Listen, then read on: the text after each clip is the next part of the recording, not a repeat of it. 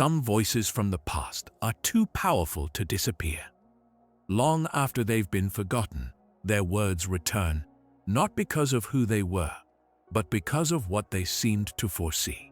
One of those voices belongs to Marie-Julie Jahenny, a quiet mystic from 19th century France.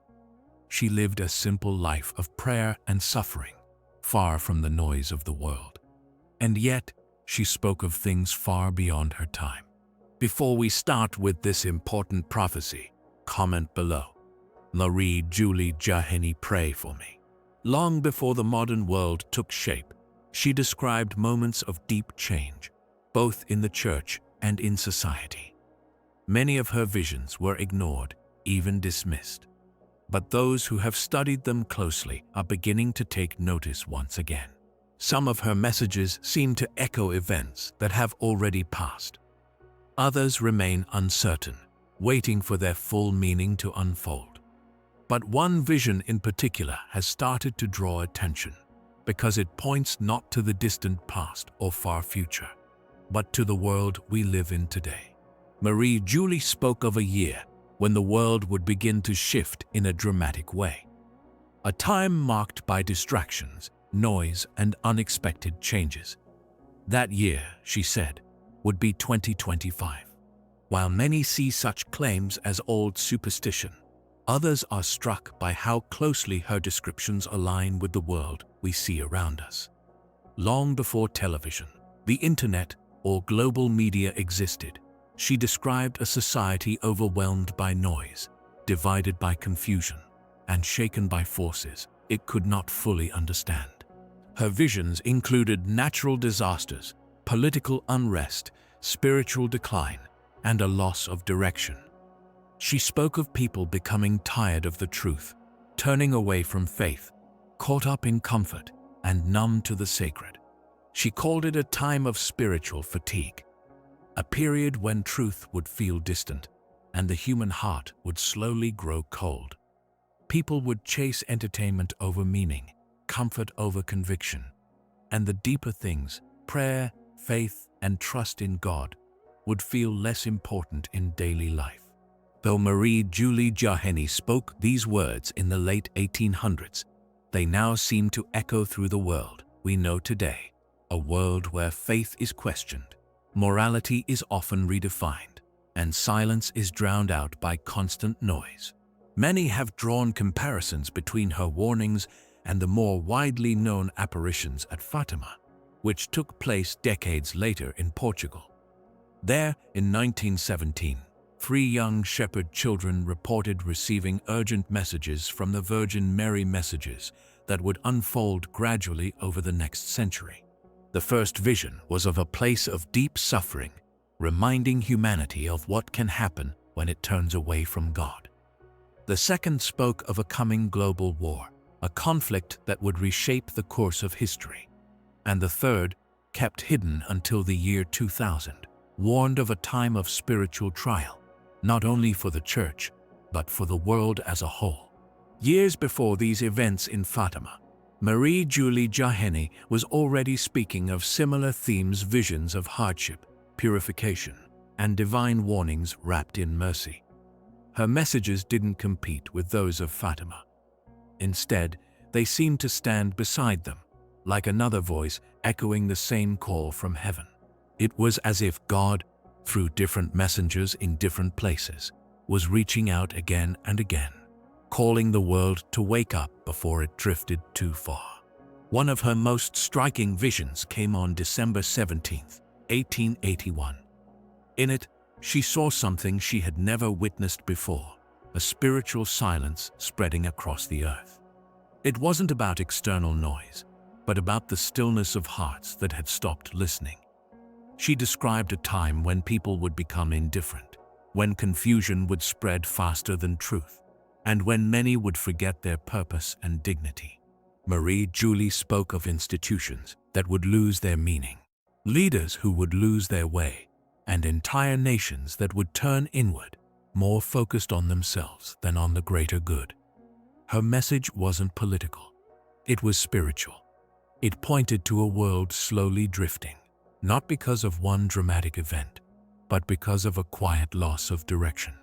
In her own time, few could understand what she meant. The 19th century was still deeply rooted in faith, and the idea of a widespread spiritual crisis seemed unlikely. But over time, her words began to feel less symbolic and more like a mirror. She wasn't predicting a sudden catastrophe. She was warning about something more subtle, a slow fading of truth, a kind of spiritual sleep that could settle over entire cultures. Now, as we approach 2025, the year she specifically pointed to, her message feels more relevant than ever. Not because we expect one major event to change everything overnight, but because of the choices humanity is making every day. What we prioritize, what we ignore, these decisions shape the world we live in. And according to Marie-Julie's vision, 2025 could mark a tipping point, not in headlines, but in hearts. Marie-Julie Jahenny spoke of a time filled with dazzling distractions, when the world would gather in global celebrations that appeared joyful on the surface, but hid a quiet unrest underneath. It would be a time when truth would still be offered gently, yet many would turn away from it. But her messages were never meant to create fear. They were always invitations. Each warning came with a door, a chance to return, to reflect, and to rediscover what truly matters. For Marie-Julie, the future was not fixed. It was shaped by prayer, by repentance, and by the choices people would make, both as individuals and as a society. Her visions were not meant to paralyze us. They were meant to wake us up, because at the heart of her messages was something deeper than prophecy. There was hope. As the years passed, her words began to carry more weight. What once seemed like poetic reflections from the past started to feel more like a message for today. Her prophecies were no longer seen by some as distant or symbolic. Instead, they began to sound like a description of a real turning point in human history. She did not speak of one single event or a moment of drama. She described a slow and lasting shift in the spiritual atmosphere of the world. A shift caused not by fate, but by human decisions, choices that would ripple further than anyone could have imagined in her time. Those who have studied her writings began to notice strange parallels. The direction of modern culture, changes in moral thinking, and even the rise of certain technologies started to reflect the themes she described. It was no longer just about governments or institutions. It was about something deeper, the spiritual heart of civilization. Among all her visions, one message stood out as especially difficult to interpret. It spoke of a global event, one that had not yet happened. She described it as a moment of great public attention, something the whole world would witness. It would seem like a celebration, but beneath it, there would be spiritual consequences. She never gave it a name. But in her writings, she described a gathering so large and so carefully designed that it would capture the attention of the entire planet.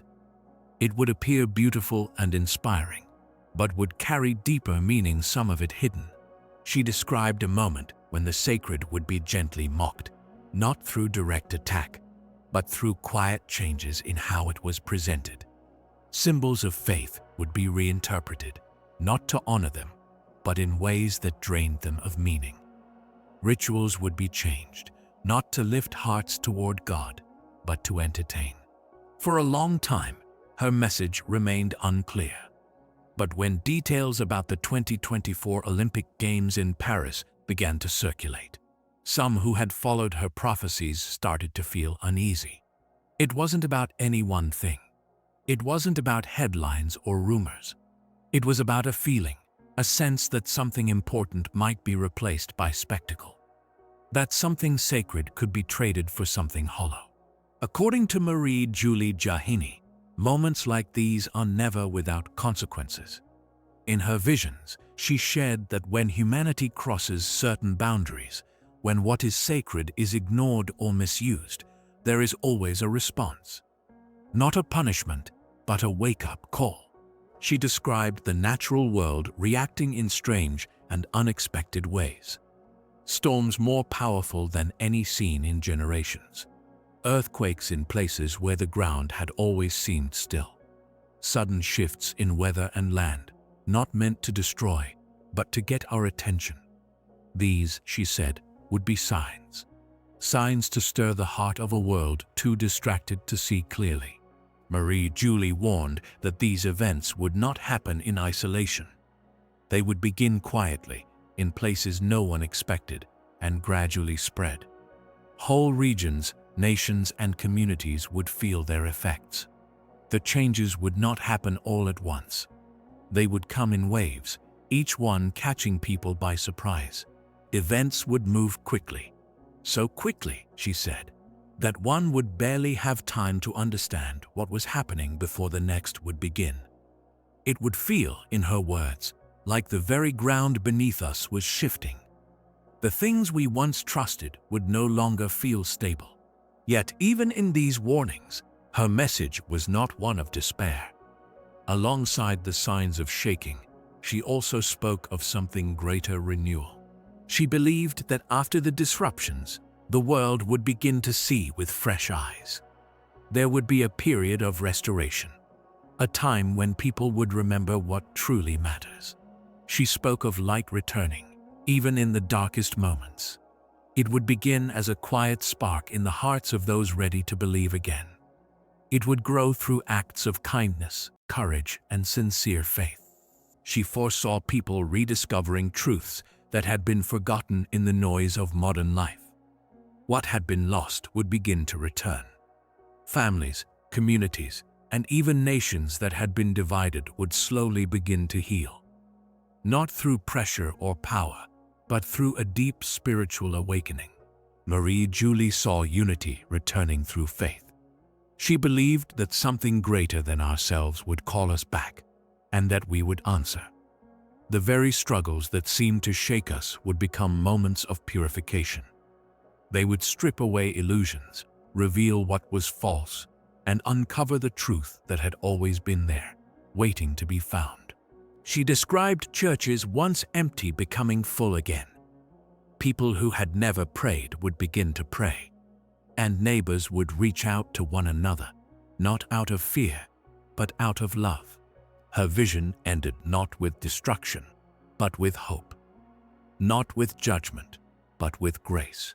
Marie-Julie believed that after the trials, the world would be different. Not worse, but better, stronger, holier, more awake to what matters most. And for those who had remained faithful or returned just in time, there would be peace.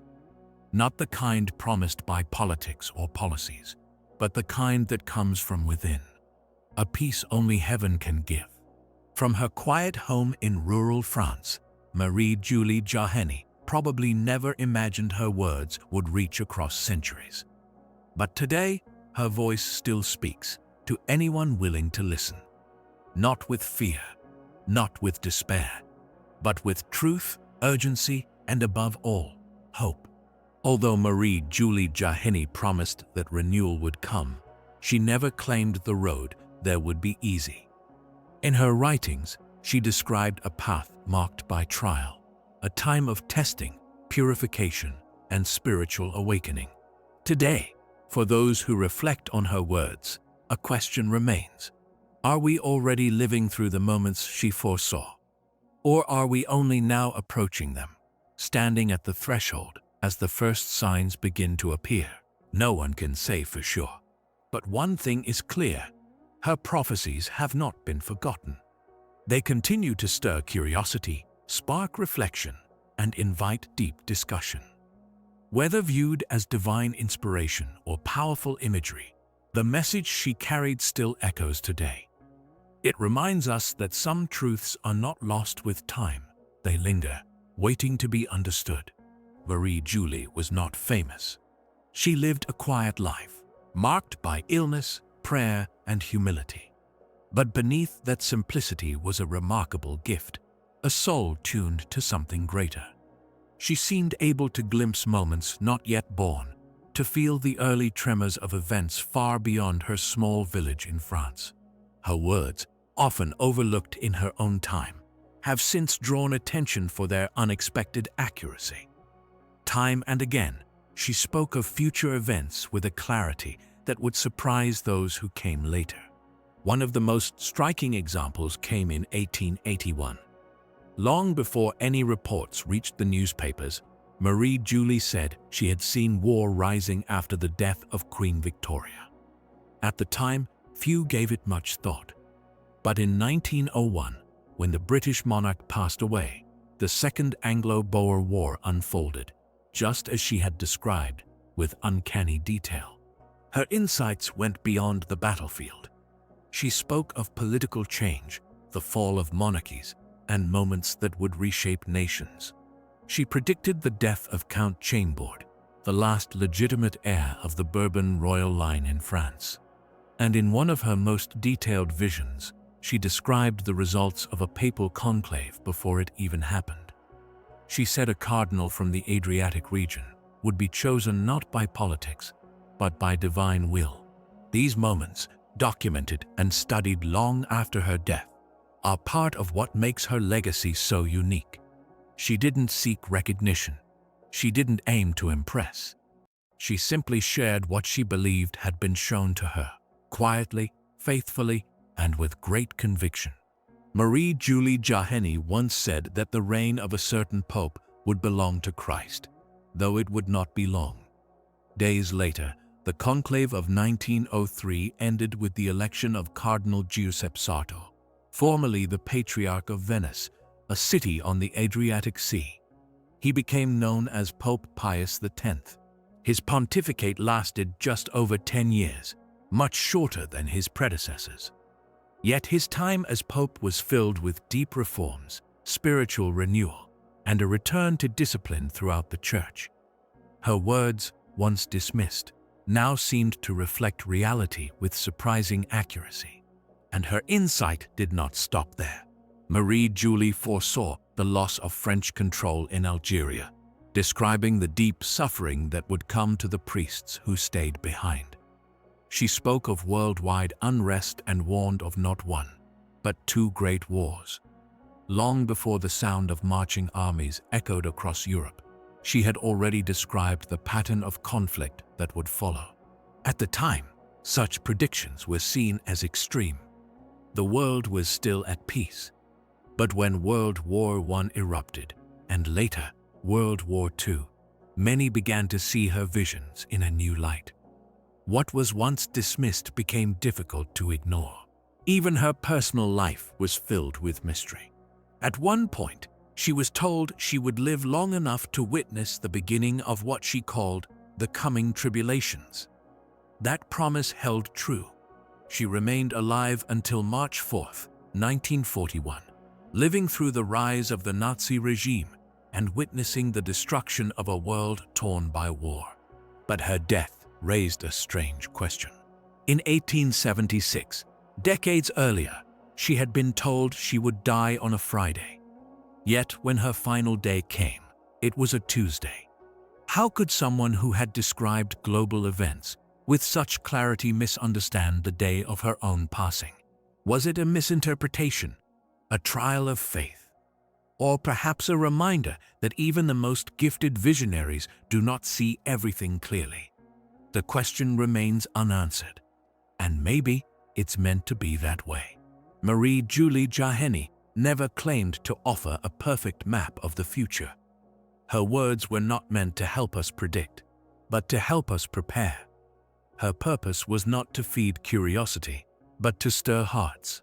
She called us not to calculate, but to convert. Her legacy is not just in the events she foresaw. It is in the way she challenges us to live with humility, vigilance, and trust. She reminds us that history is not only shaped by great events. It is shaped by quiet choices, small, daily decisions to seek truth, to remain faithful, and to hold on to hope, even when the path grows dark.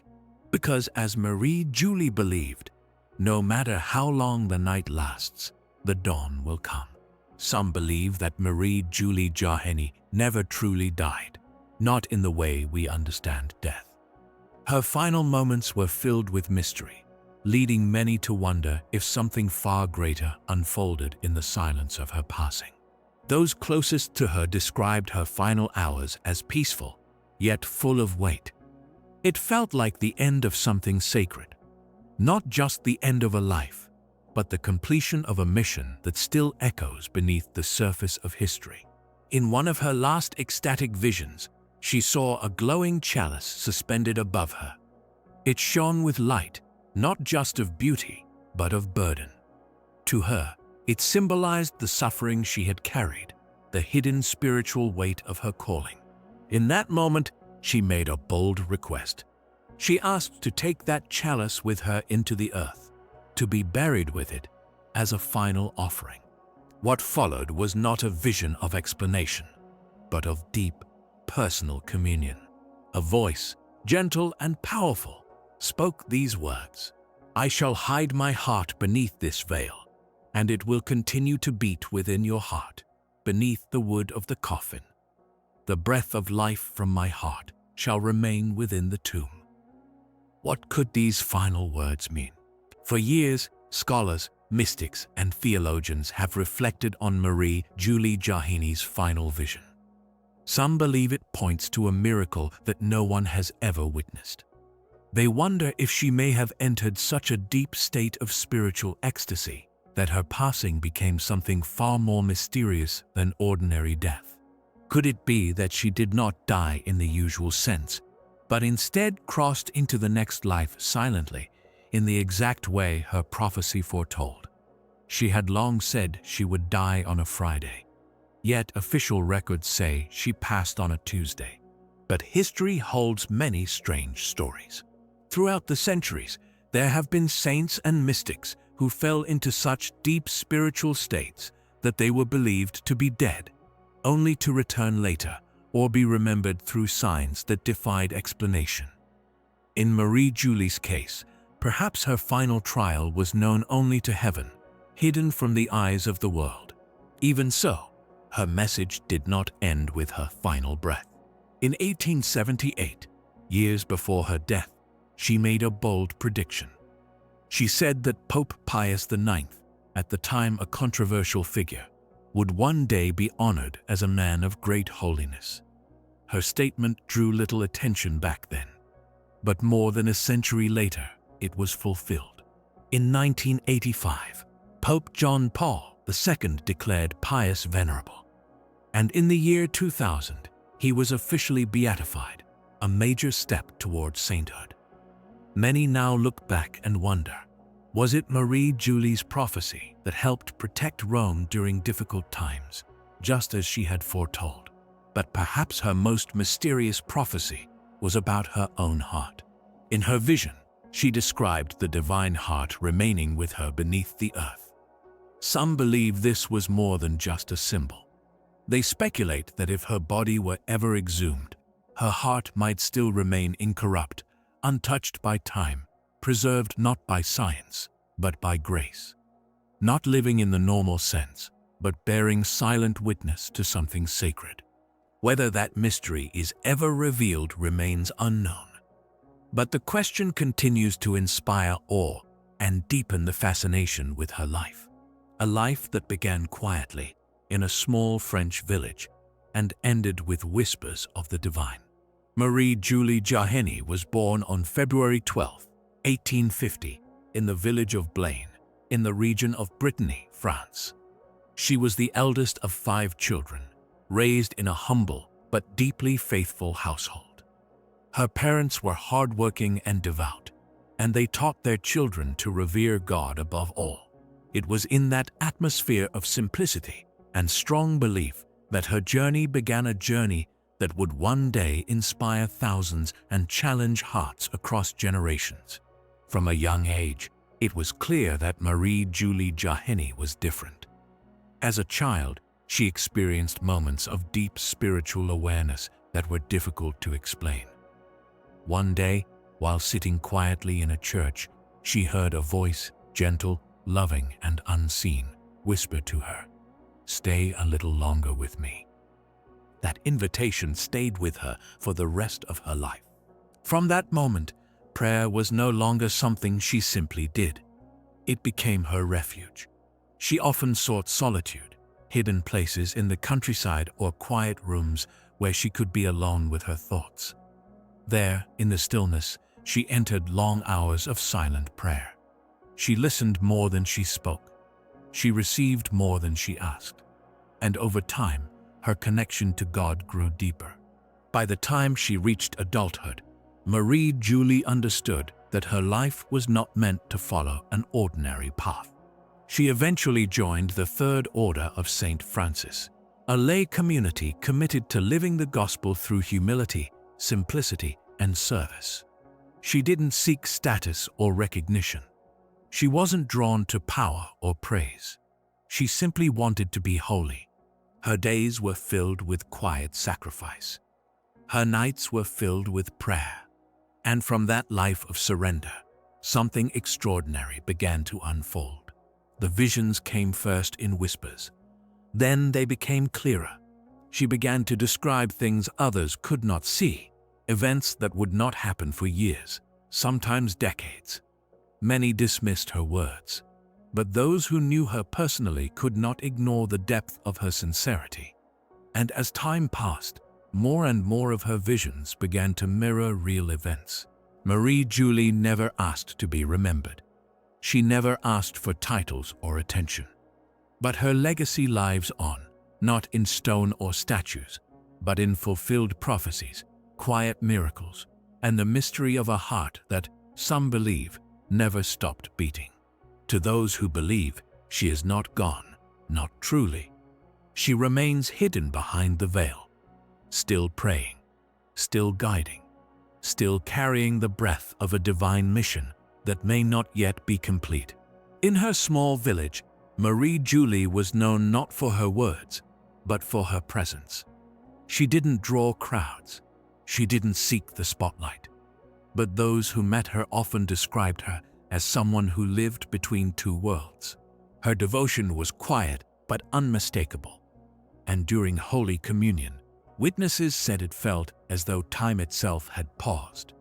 Her reverence was so deep, her surrender so complete, that the moment became something sacred for everyone around her. But her peaceful life of prayer and contemplation was about to change in a way no one expected.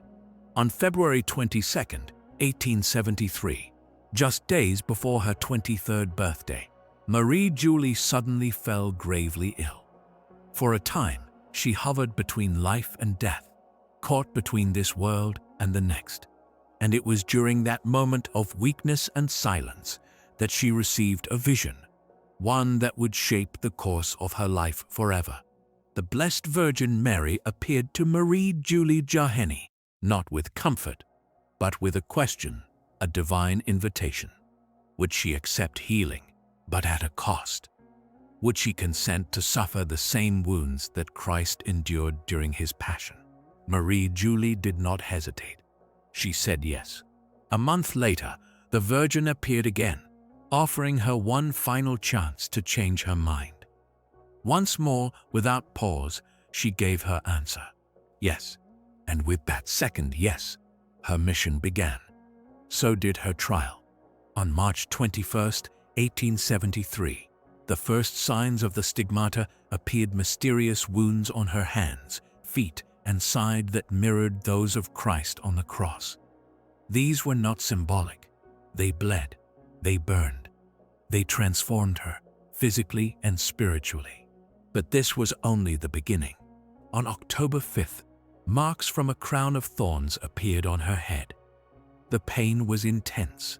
The impressions ran deep. Then on November 25th, another wound formed on her shoulder, echoing the heavy weight Christ bore as he carried the cross. Her suffering continued with increasing precision. On December 6th, wounds appeared across her back, marks of scourging. As the new year began, more wounds emerged on her wrists, ankles, and near her heart, as though her entire body was slowly becoming a living reflection of the Passion. 2 days later, new stripes formed on her skin, as if from invisible whips, but one mark stood out from the rest. On February 20th, 1874, a small wound opened on the ring finger of her right hand. It was not a mark of pain, but a sign, a ring of blood, what many call an espousal wound symbolizing her mystical marriage to Christ. And then came the most astonishing sign of all. On December 7th, 1874, a cross appeared on her chest, delicate but visible. Beneath it, a mysterious flower bloomed unlike any known on earth. Around it, words were etched directly into her flesh. O crux ave, hail to the cross. Those present, including priests and physicians, witnessed the moment. From her body, a gentle fragrance rose. No one could explain it. It was as though heaven had left behind a trace, something physical, something holy. In the years that followed, the visions continued, each one filled with meaning, each one pointing toward something greater. On June 25th, 1875, she received a message. I will soon reveal my secrets, and the world shall witness my love and my power. Days later, she was promised that miracles would follow, greater than any she had seen before. Her mission was becoming clear. While many were called to speak of the Sacred Heart, Marie-Julie was chosen to live the mystery of the cross. Her life was a reminder of the beauty hidden in suffering, the grace poured out when sacrifice is freely given for love. She did not suffer for herself. She offered everything for those who doubted, for those who had wandered, and for those who could no longer feel the presence of God. And though her body began to weaken under the weight of that sacred calling, her legacy did not end with her suffering. Recognizing the extraordinary nature of her experiences, the Church launched an official investigation. Bishop Fournier of Nantes ordered a formal inquiry into the unusual events surrounding Marie-Julie's life, especially the mysterious appearance of the stigmata and the ecstatic states she entered during prayer. Because of the seriousness of these claims, the Church turned to science for assistance. The task of examination fell to Dr. Imbert Gerbier, a respected professor of medicine. His mission was simple: determine whether the wounds were genuine, self-inflicted, or something beyond medical explanation. What he discovered challenged everything he believed. When he first spoke with Marie-Julie, she described her experiences with remarkable clarity. She spoke of a vision in which Christ appeared before her, his wounds shining like radiant suns. From his hands, feet, and side came rays of light, made, she said, of both light and blood. These rays reached her gently, but with a spiritual force that pierced through her body and soul. The most vivid of these rays came from Christ's side. It was wide, deep, and shaped like a lance. Though the experience was agonizing, she said the pain passed quickly, replaced by a deep inner stillness. But the wounds remained, Dr. Gerbier observed with scientific discipline. Yet the more he examined, the more he struggled to explain what he saw. The wounds were real. They bled regularly every Friday. Yet they never became infected. They healed without treatment, then reopened in perfect timing. In later years, the bleeding lessened and occurred only on Good Fridays. But the signs never faded. Her body bore quiet testimony to something outside the limits of science. Her physical suffering aligned with the passion of Christ. As the outward wounds calmed, her inner pain only deepened, especially on Fridays. It was as if her soul was reliving the crucifixion, not as a memory, but as a mystical reality. Dr. Gerbier continued his investigation for years. He witnessed events that defied explanation. One moment, above all, remained fixed in his memory. On All Saints' Day in 1884, Marie-Julie shared a vision. She said that on the coming feast of the Immaculate Conception, Christ would wrap her in a garment of light. On December 8th, just as foretold, something happened in her home. From the wounds in her hands, beams of light, no larger than pearls, began to shine. They glowed with soft radiance for 5 full minutes, witnessed by her family and those present. It was as though heaven had left a visible seal, quiet, unmistakable, and sacred. Even in this miraculous state, Marie-Julie continued to embrace more suffering. The stigmata was only part of her burden. She endured afflictions no doctor could define. These too had been foretold. One of her most severe trials began in June 1880. On specific days, Mondays, Tuesdays, and Thursdays, she entered violent states of pain. What made this even more astonishing was that she predicted these episodes in detail before they occurred. Her family and visitors would brace themselves, knowing what was coming. Dr. Gerbier, once a skeptic, was now facing a mystery beyond science. He had seen too much, things that blurred the line between the physical and the spiritual. Later that same year, Marie-Julie spoke of another coming trial. On December 19, 1880, she predicted she would begin to lose her senses. 3 days later, her voice disappeared. Though her mind remained sharp, she could no longer speak. 3 days after that, she lost her hearing. Total silence followed. Then her sight faded, leaving her in complete darkness. But it did not stop there.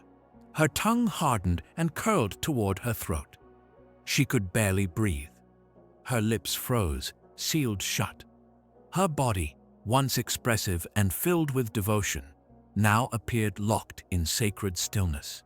Yet even in that state, she showed no fear. Her faith never wavered. And this was only the physical side of her battle. From the moment she received the stigmata, she had been warned that spiritual trials would come, not just of the body, but of the soul. On April 26, 1874, the Virgin Mary gave her a solemn warning. "You will face great struggles, but I will never abandon you." Just 15 minutes after the vision ended, the first attack came. Marie-Julie was thrown to the ground by an unseen force. Her body was found covered in bruises and strange wounds. None became infected, and when touched with holy water, they healed at unnatural speed. Objects in her home were shattered. Crucifixes were torn from the walls. Rosaries were broken. Sacred images vanished, only to reappear later in places no one could explain. Those who witnessed these events were left shaken, their faith tested by what they saw with their own eyes. The presence tormenting her was not passive, it was aggressive. Objects moved without reason. Invisible hands seemed to shove those standing nearby. And when fear could not break her, the attacks turned to deception. She began to see terrifying visions, grotesque forms, shadowy figures, monstrous shapes that moved too fast to follow. Distortions of faces and objects meant to confuse and frighten. But the most dangerous form of deception Marie-Julie ever faced wasn't terrifying, it was beautiful.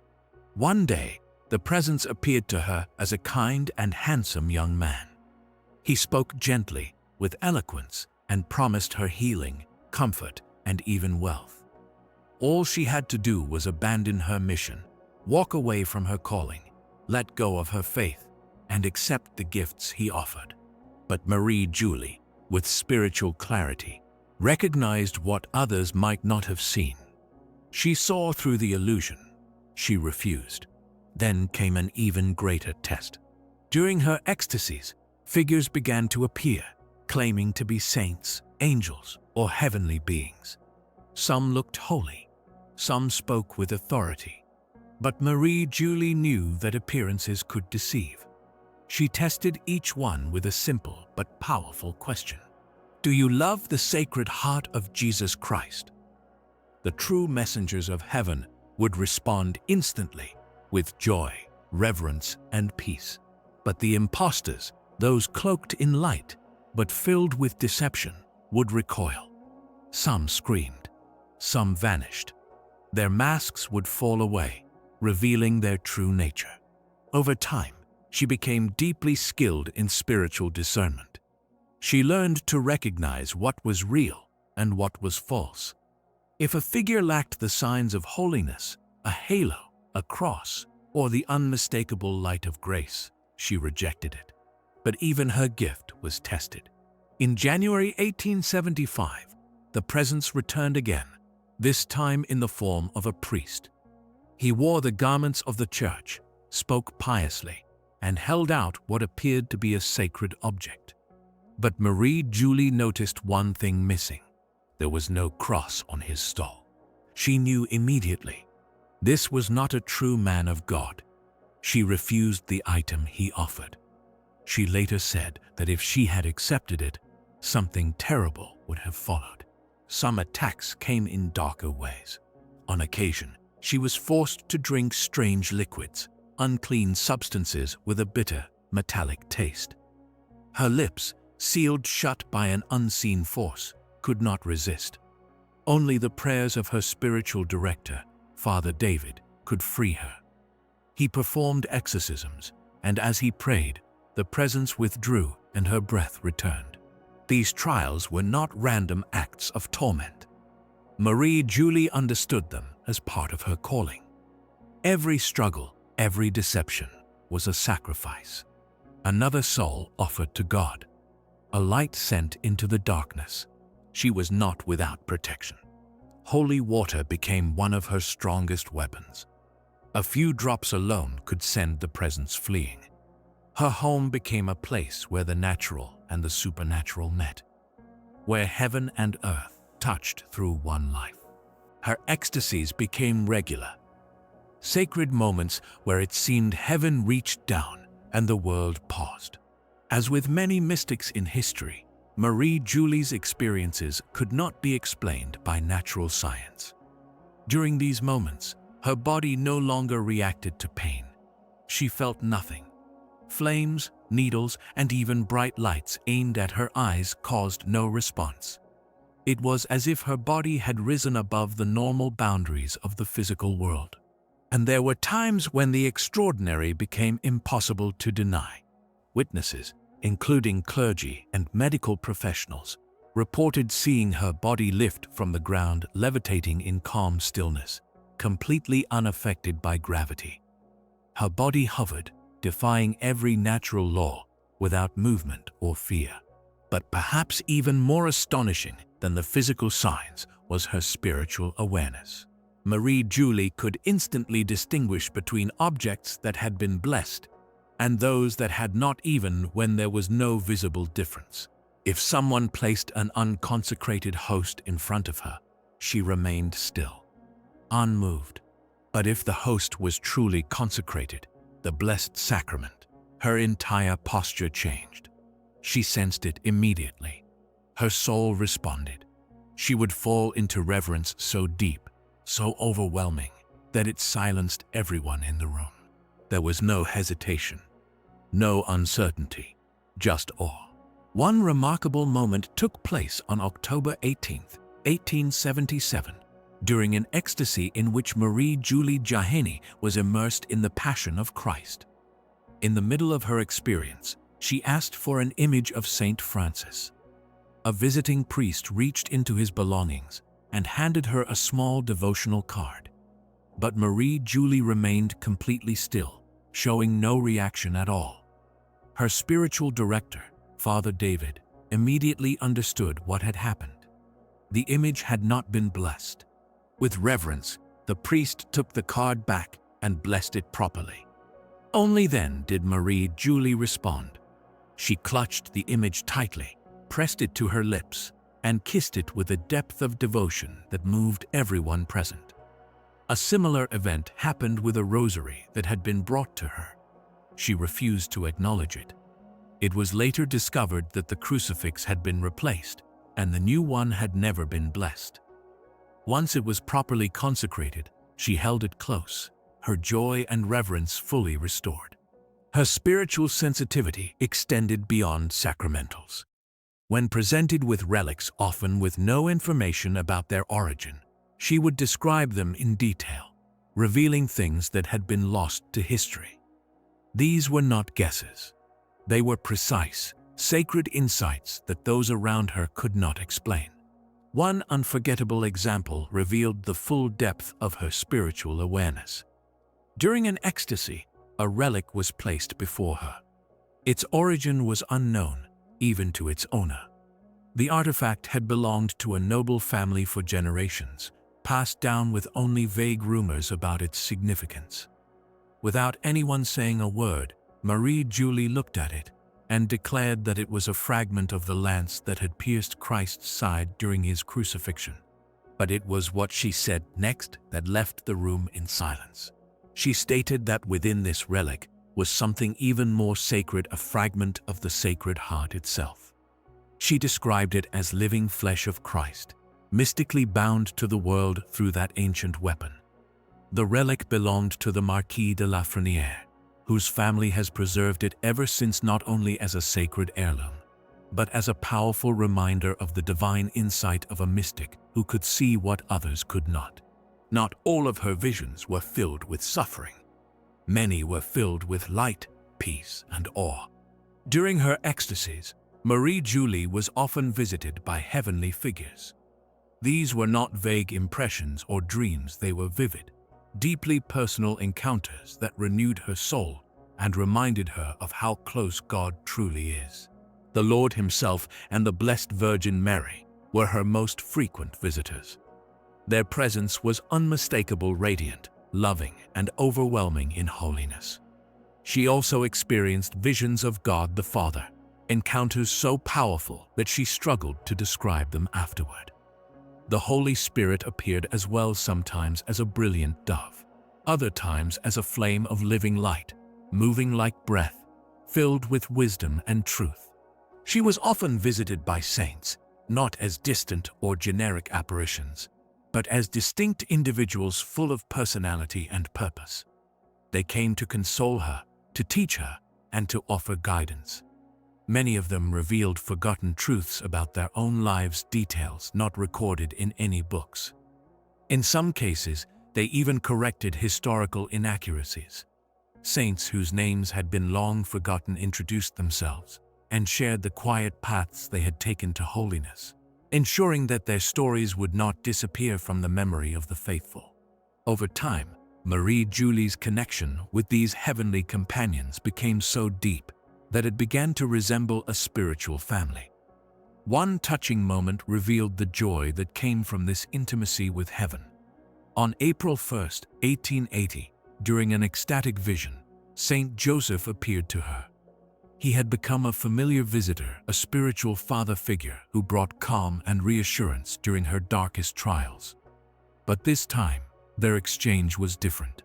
Marie-Julie had a request, and she wasn't ready to hear no. With the gentle insistence of a beloved daughter, she began to plead with Saint Joseph, pushing, coaxing, even trying to bargain with him. Her words, though full of reverence, carried the charm of someone who knew she was being heard. There was something endearing about the way she pleaded with Saint Joseph. It became clear that even he was no match for her holy determination. The moment grew so persistent and sincere that the Lord himself intervened. Appearing in the vision, he gently interrupted with a smile and said, "Enough."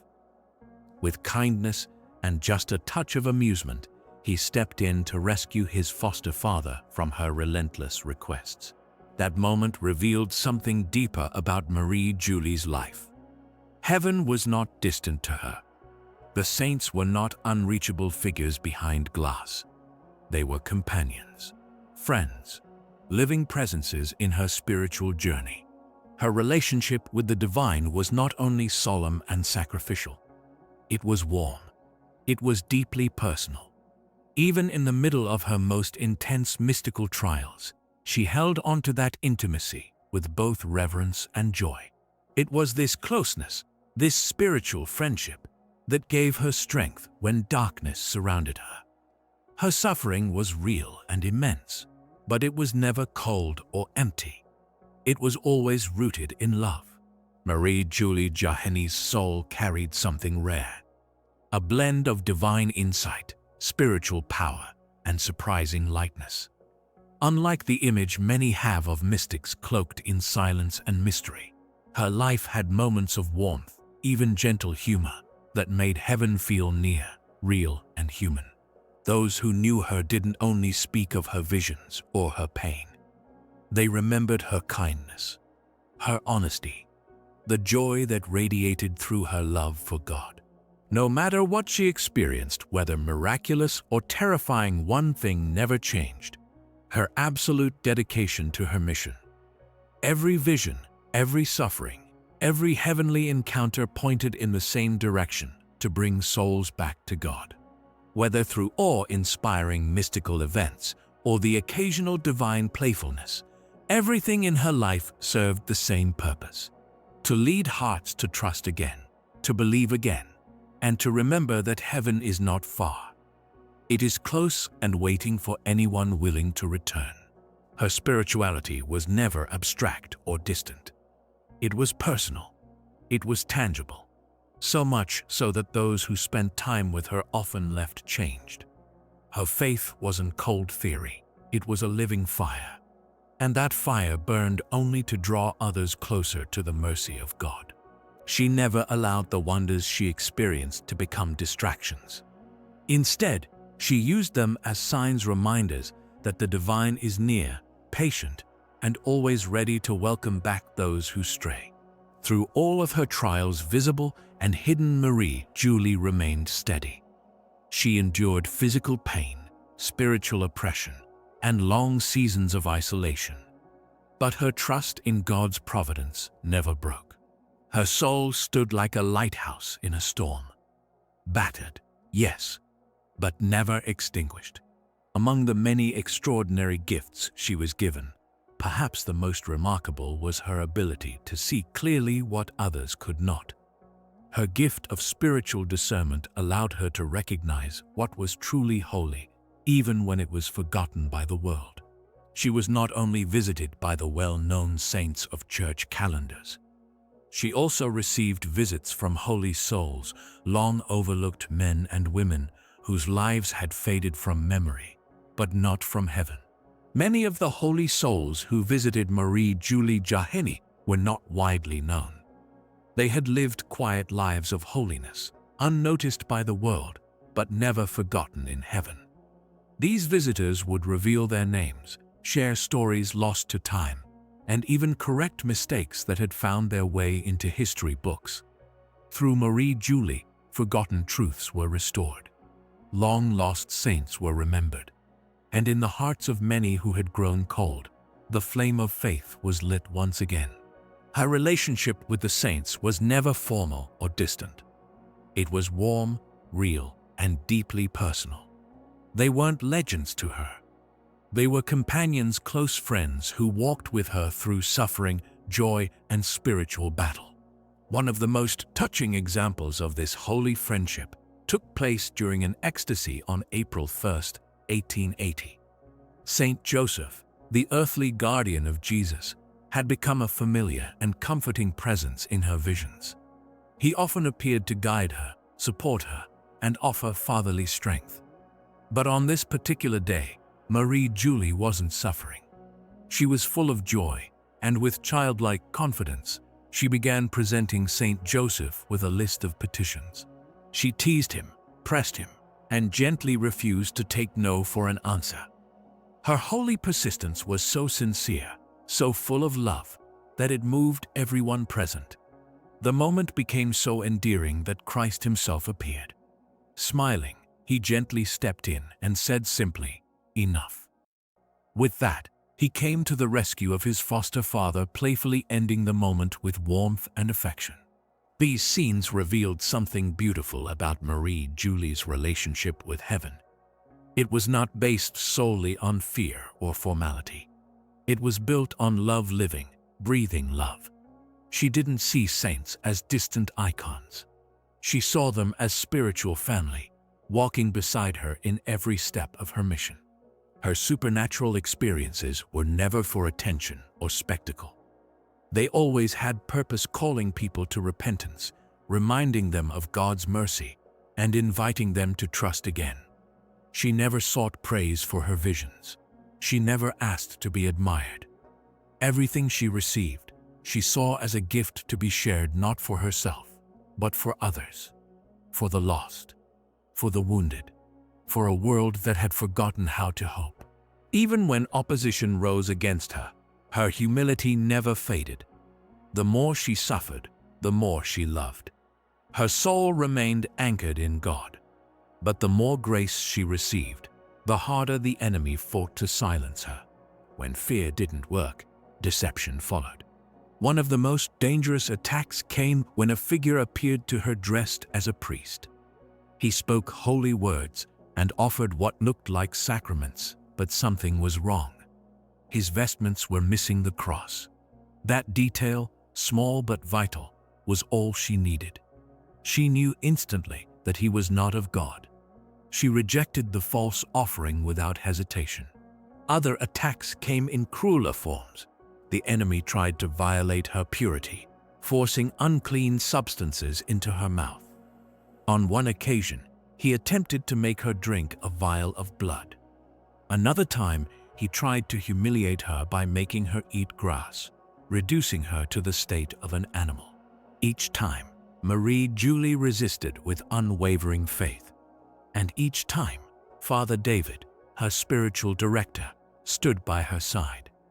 With prayers and the rite of exorcism, he drove away the darkness, restoring peace to her body and soul. Even the Holy Eucharist, the very heart of Catholic life, was not spared from these attacks.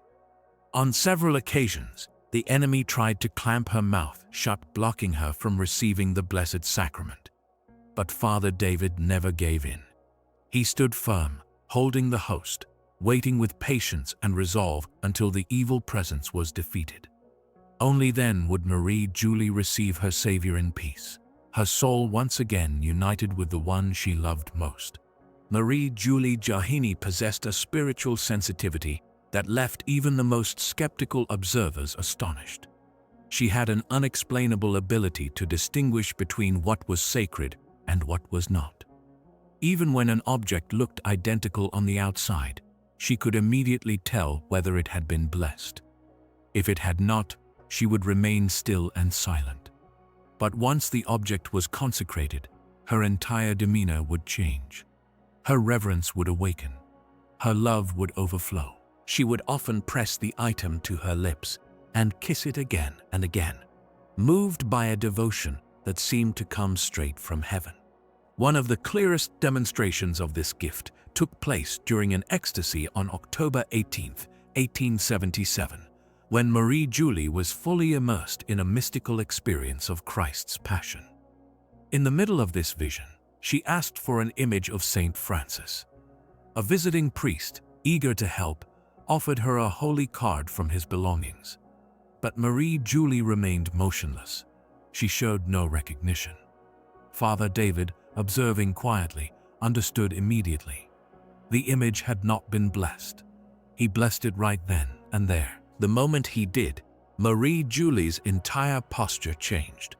She pressed the card to her heart, kissed it with deep love, and returned to her vision of the way of the cross. A similar incident happened with a rosary. When it was first given to her, she refused to touch it. For those who knew her devotion to the rosary, this was shocking. But it was later discovered that the crucifix on the rosary had been replaced and never blessed. Once this was corrected, and the rosary was properly consecrated, Marie-Julie took it into her hands with joy. She kissed each bead with tender reverence, as though the object had been restored to its true identity. To her, the sacred was not a symbol, it was real, and her soul could feel its presence without being told. Her gift extended far beyond sacramentals.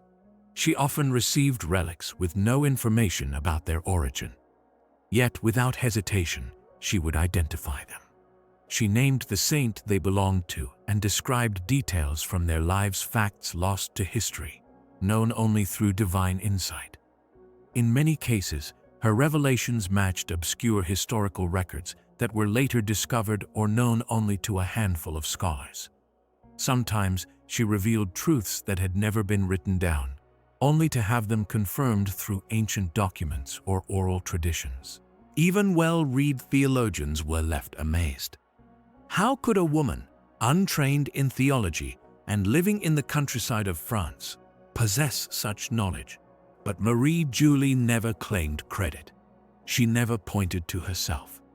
Everything she received, every vision, every insight she directed back to God. Her life was not one of comfort. It was one of constant spiritual battle. A life of sacrifice, endurance, and purpose. Every trial she faced, every deception she exposed, every wound she bore was part of a larger mission to awaken a sleeping world and guide it back to the heart of God. Her visions, her sufferings, her moments of ecstasy, none of them were for herself. They were for us. They served as divine reminders that heaven is not far, that grace has not vanished, and that even in the darkest moments, the light of God still shines. Marie-Julie stood as a living witness to that truth, a beacon in the shadows, blazing with hope. Her story continues to inspire hearts around the world. It reminds us of what the human soul can endure when anchored in trust. Though her wounds would terrify most people, she never wavered. Though she was surrounded by darkness, she never gave in. Her eyes remained fixed on something greater. For those who study her life today, the message is clear. Faith is not just a belief, it is a way of life. It must be lived with conviction, defended with courage, and embraced with love. Marie-Julie Jahenny lived that truth completely, and in doing so, she left behind more than a legacy. She left a lifeline, a path, a reminder that heaven is near, and that even the most wounded can carry the light of Christ into the darkest places. Her journey was not defined by visions alone. It was shaped by a heart surrendered entirely to the will of God. As her mystical experiences became more intense, so did her trials. But through it all, she stood firm. Her soul became a lighthouse for the lost, a refuge for the forgotten, and a voice echoing a divine call returned to God. Her purpose was greater than her own suffering. It stretched across time, speaking directly to a world still struggling with fear, confusion, and despair. Marie-Julie Jahenny was chosen not only to see heaven, but to reflect it, to become a living window through which grace could reach others. Her spiritual gifts were extraordinary. She could sense what was holy, recognize sacred relics, and speak with saints. But perhaps her greatest gift was her foresight, her almost supernatural understanding of the future. And over time, history confirmed what she had seen. Her prophecies were not wild predictions.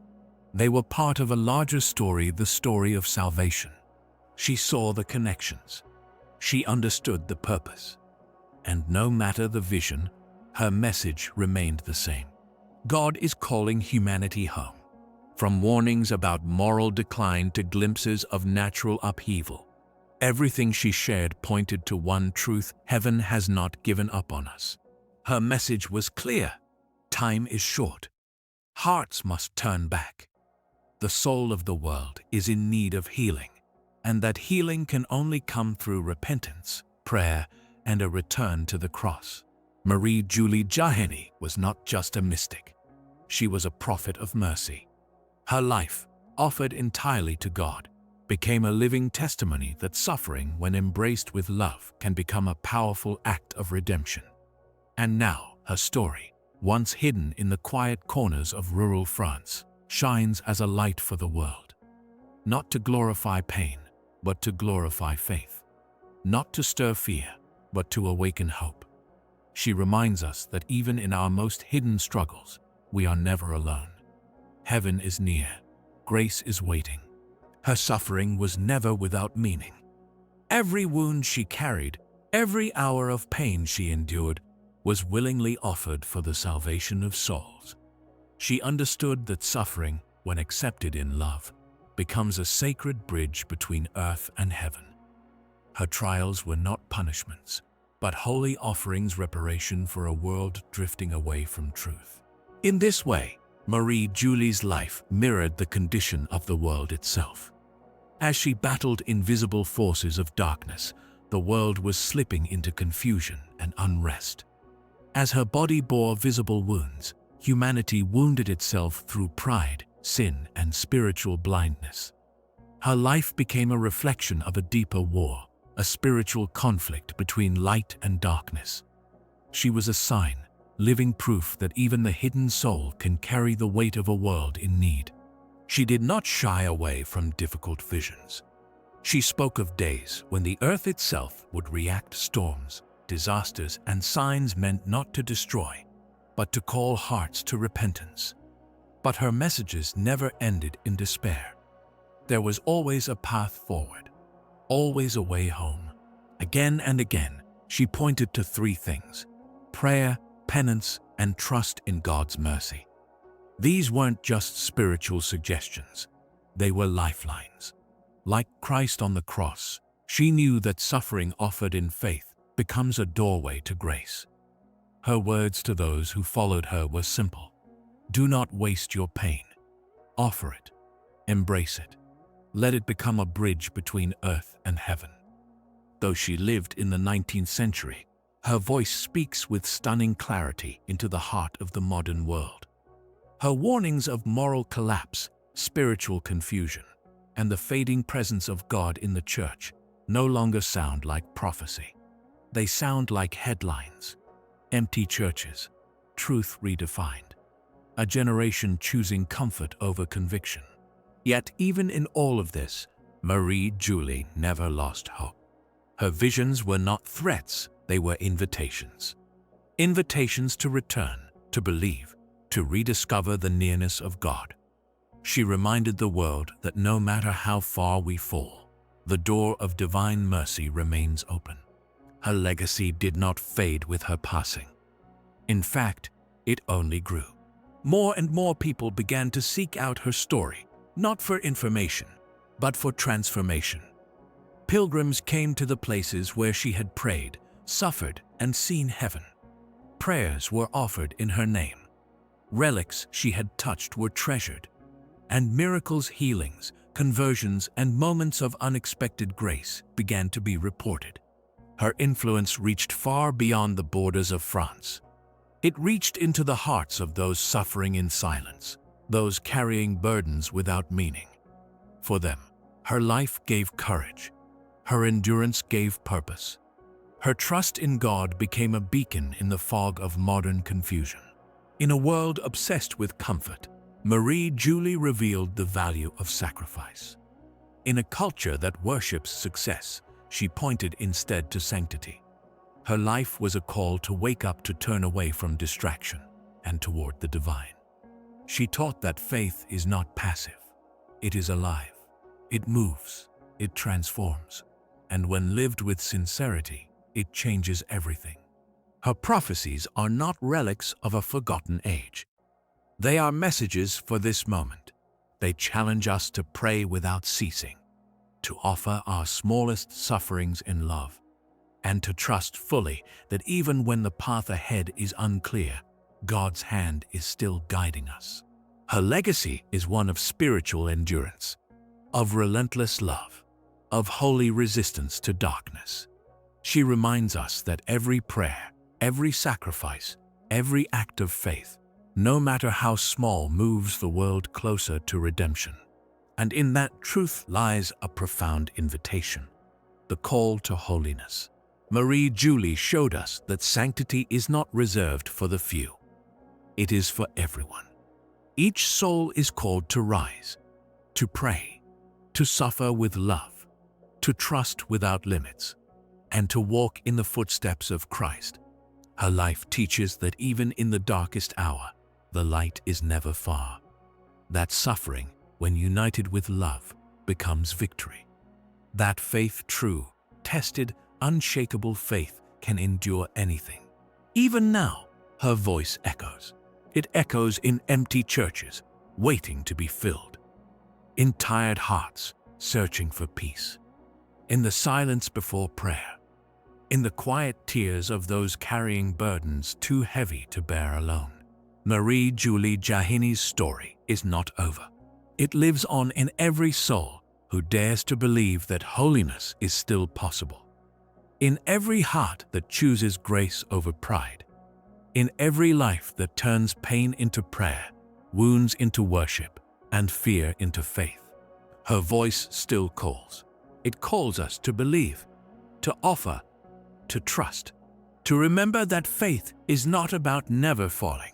It is about always rising again, lifted by grace and guided by light. Marie-Julie Jahenny stands now as a torch in the darkness, a reminder that heaven is near and that every soul has a part to play in God's eternal plan. The only question that remains is, will we answer the call?